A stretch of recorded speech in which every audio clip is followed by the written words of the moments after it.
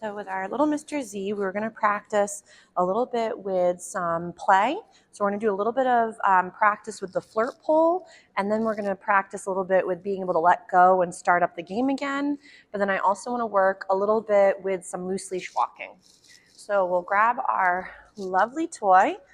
Remember too, guys, if the flirt pole or something similar is a lot of fun for your puppy, remember that we still want to be gentle with how we play, even when it comes to fetching. So he's like, oh, I don't care about that right now. So let's say my puppy's a little bit of an eager guy. I'm going to say, you ready? Go get it. And then the toy comes alive. So we want to make sure that when playing, it's first off not too hard on him physically or mentally. So again, chasing and grabbing for the toy, super fun.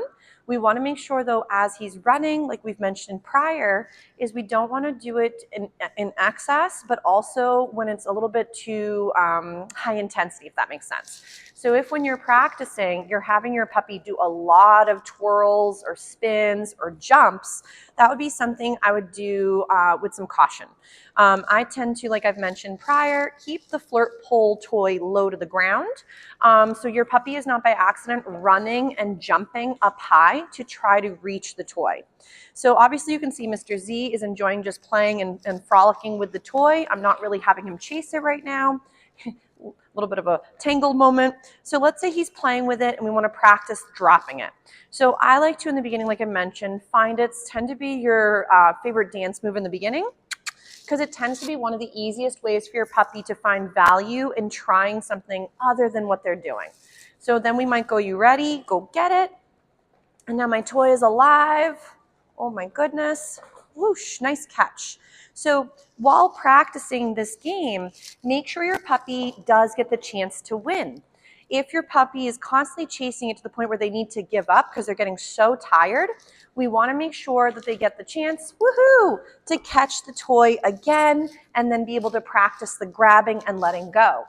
If, for example, they're constantly running and getting to the point where they're really exhausted and they never really quite catch the critter, they may give up on the game because it never really has a happy ending from their perspective where they get to succeed in catching the prey item. So again, he's doing a great job playing and tugging.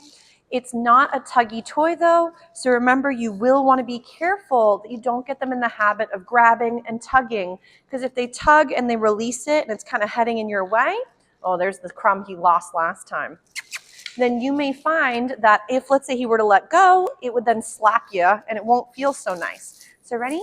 Zeus. He's like, lady, this is the greatest day of my life. So right there, yes, and feed for the let go. Later, this could turn into a drop it, a give out. You want to have a slogan for letting go of something. It won't be leave it. Leave it are for off-limit items that could be dangerous to your puppy, and they'll always remain off limits. If, for example, you turn a leave it into an item where your puppy is at times able to grab it, that could really confuse them for down the road. So we will dive into more leave it behaviors as well. And then that way you can see what I mean by keeping them safe at the same point while working through leave it's versus a drop it, out, or give is a bit different. Nice job. Yes. So right there, I'm just doing my positive interrupter, having it seem fun to let go, and then we can start the game again. He's like, oh gosh, caught it. Good job, mister. Oh, it escaped again. So you'll see that when I make him run, I try not to make him go so fast. He's got beautiful little legs, almost like a baby moose. So sometimes when he is practicing, ready? Zeus, find it. We don't want to make it so hard on him that maybe he tweaks something or he pulls something. So remember, this is kind of a little bit more of an intense or more fun game that involves wiggling kind of quickly. So we want to make sure with Mr. Z is practicing, ready? Find it, that he doesn't find it to be too intense on his joints and again, when he's growing into his big legs.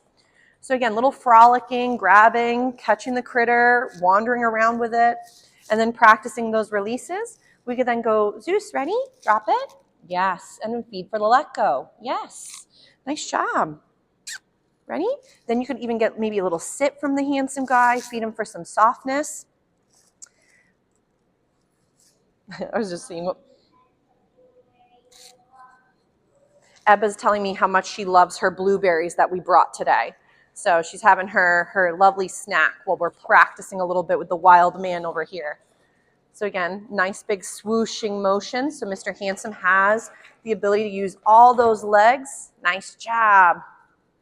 Good catch. What a smart boy. Ready? Nice. Good drop. Good job. Yes. Ready, Zeus? Nice. Ready? Sit. Nice. Good boy.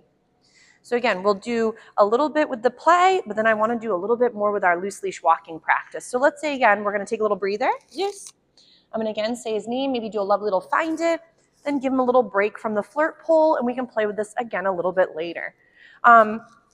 Two, if your puppy is rather toy driven, you know how we've mentioned using toys that you can hold on to or then stick into your pouch or into your pocket to use for motivation. So remember that toys can also build some really great drive into creating behavior for when you're practicing loose leash walking or working with even recalls and other great skill sets. Nice job, Handsome. So I'm just going to grab his leash so we can practice a little bit with some of that loose leash walking. So if when grabbing gear, your pups do at times get really excited, I'd turn grabbing in the gear, or for example, going to grab the leash, as something where I just hold it and we do other fun skills instead to let my pup sort of settle or get comfortable. So if your babe goes a little bananas every time they see equipment, I would throughout the day practice picking up gear. They get a little excited. You ask for maybe some find its, you maybe ask for a little check-in, little name recognition, and you put the gear back down. So then every time you pick it up, it doesn't always equal we go a little bit wild. If grabbing for gear starts to equal go bananas, and then while they're really wild, you clip onto them with the leash or the equipment, your puppy might start to think that your best bet is go a little bit, again, bananas, and then that's what gives you your leash, which then brings you to do the fun stuff. So remember that at times we are also reinforcing things we'd like to have happen again, even if we did not really love the behavior. So obviously Mr. Z is doing a great job. We could even get him in the rhythm of going into a little sitting position. But remember, I don't really care if your pup is sitting or standing.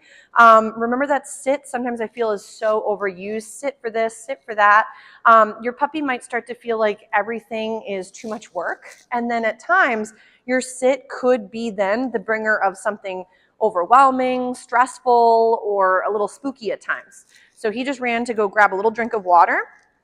But then we're going to practice. I love his leash. It's so beautiful, so colorful. But we're going to practice with Mr. Z once he's done getting his little water break, and then do a little bit with our loose leash walking. He's taking his sweet time having his drink. So, and of course, he's like, hold on, woman. I got to drink this whole bowl. Ready? Zeus, come. Nice job. I love it when his ears just flop as he's running at you for the lovely recall. Good job.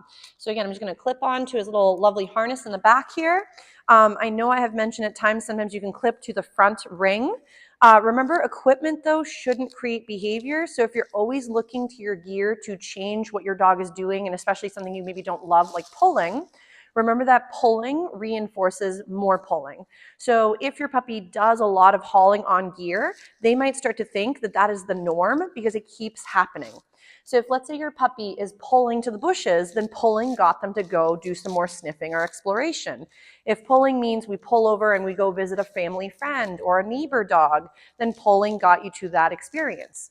So remember that at times, if your babe is struggling with something where they could be hauling or yanking, that could also mean, one, they don't understand how to do loose leash walking in the first place. They don't know what's expected of them because, again, they don't speak English. Two, remember that what we find are good dog behaviors are sometimes things that don't at all have value to your babe. I know I've mentioned in the past, no dog, for example, tells another dog, let's do some recalls for fun, or let's do some loose leash walking, or maybe let's do a downstay. So those are skills that we find appropriate and beneficial for dogs to be comfortable living in our weird human world. So right now I'm just feeding him for being soft and in front and just kind of hanging out with me while I'm blabbing. So that way I'm creating value and sometimes vegging without really doing much. So remember, one of my favorite life skills for puppies, and again, this is for any dog too, is learning how to be comfortable just doing nothing. Because if you're always trying to physically or mentally exhaust your dog all day long, you may be creating a dog that always needs more stimulus to feel fulfilled.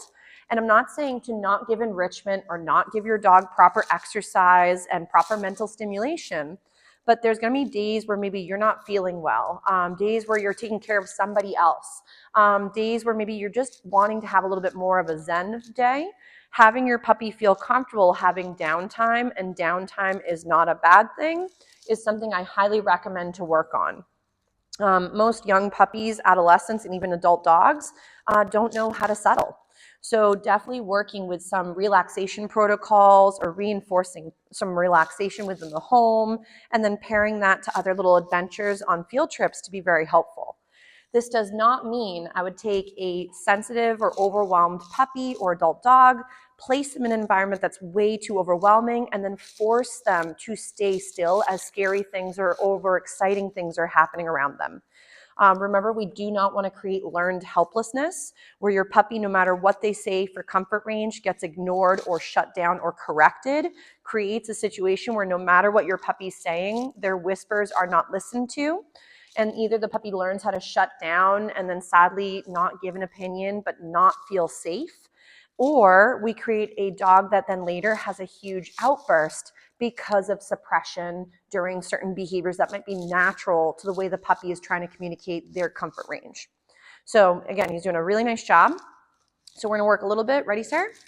With a little bit with our loose leash walking.